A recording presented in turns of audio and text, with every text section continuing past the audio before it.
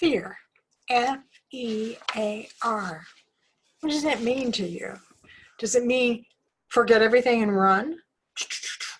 Or does it mean forget everything and rise? How do you face fear with such uncertainty?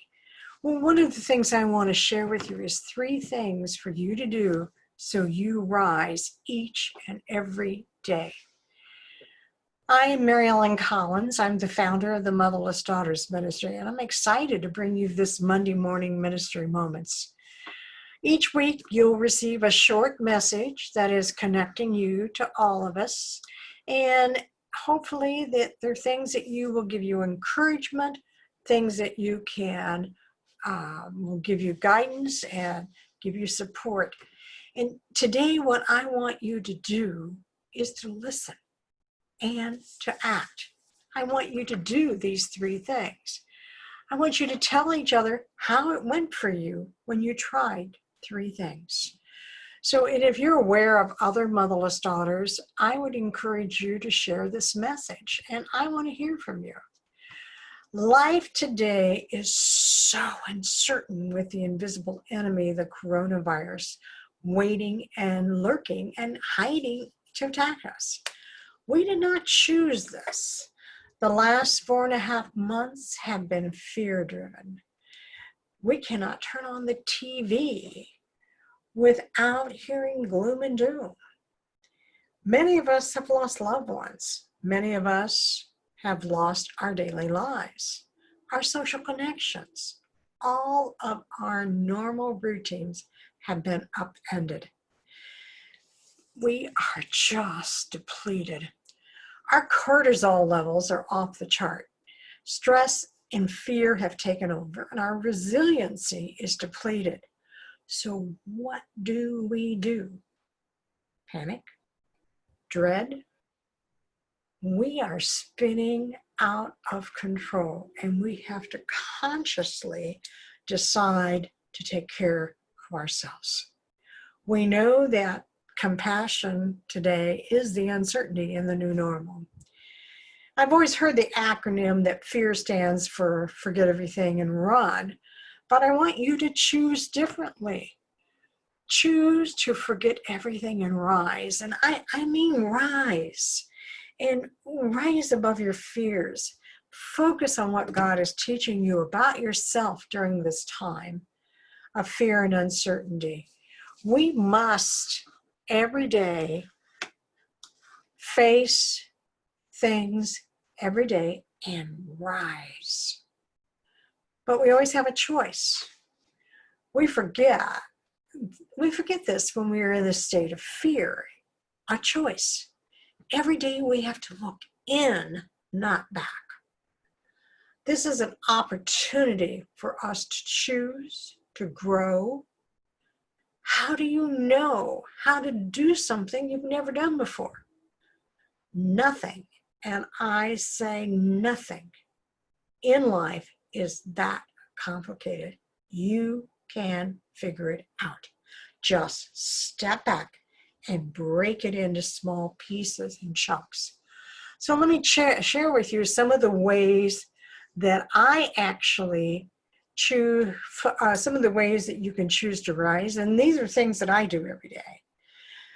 One of the most important things every day is to say out loud. And I mean, you have to say it, not in your head, but out loud. I can do this. I am powerful. I am strong. I can figure out anything. Start each day with at least 10 minutes that are dedicated to you. I call this my me time. I refuse to look at my phone, emails, texts until my e-time is done. The temptation is always there to take a sneak peek. And if I do, I'm a goner. I have to pause, give myself some grace, and get back on the wagon. Some days I take longer than 10 minutes, but 10 minutes is the minimum for me. I shoot for 5. I begin with gratitude for my gifts from the last 24 hours. And then I say, I'm out loud again. Give examples, like some of the examples I may say, I am so grateful that the sun is shining today. I am so grateful the skies are blue. I am so grateful that I hear my favorite cardinal sing to me each morning. I usually try to shoot for 5, but I end up with many more.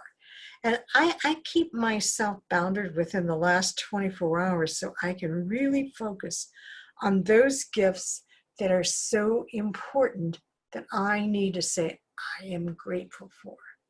I am grateful for. Whenever I fix fried chicken, that's always on my list. I'm grateful for fried chicken anytime I can fix it.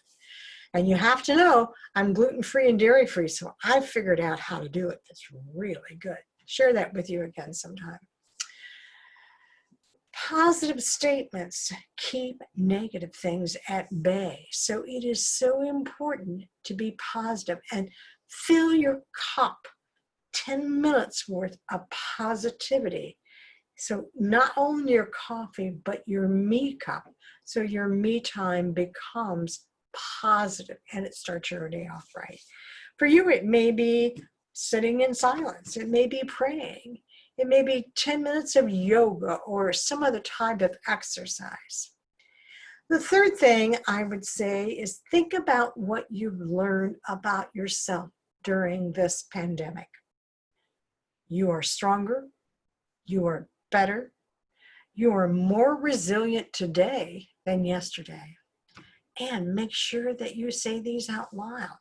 I have to record them somewhere so that I can look at how much I have grown during this pandemic. This pandemic has stopped us in our track, but there's opportunities there, and there's opportunities everywhere we look. I think about, what have I learned about myself? Well, as an extreme extrovert, I have learned that I can be by myself. I mean, that's eye-opening for an extrovert who has always relished being around people. I've learned so many new things. My gray cells squeak. I've learned so much. I've taken time to push myself into new horizons. I am a survivor. Sometime I'll share my mother-in-law story with you and how I survived this. But I find that I work to come up with ways to cope and not let that invisible enemy get the best of me. I have found I'm extremely creative, and I'm not really tended to those creative skills. And part of my creativity comes out in my cooking. So I've learned and I've invented new dishes based on what I have in my pantry. The goal is to fill your morning cup with things that give you strength and positivity to start your day. My prayer for you is for you to find peace and silence. Find ways to fuel yourself. Tell yourself you are bigger and better than this. Your homework is to share with all of us what you do, what you tell yourself each day, what is in your me time, and what have you learned about yourself during this pandemic. Have a wonderful week, and I will talk to you next Monday. Be blessed. Bye.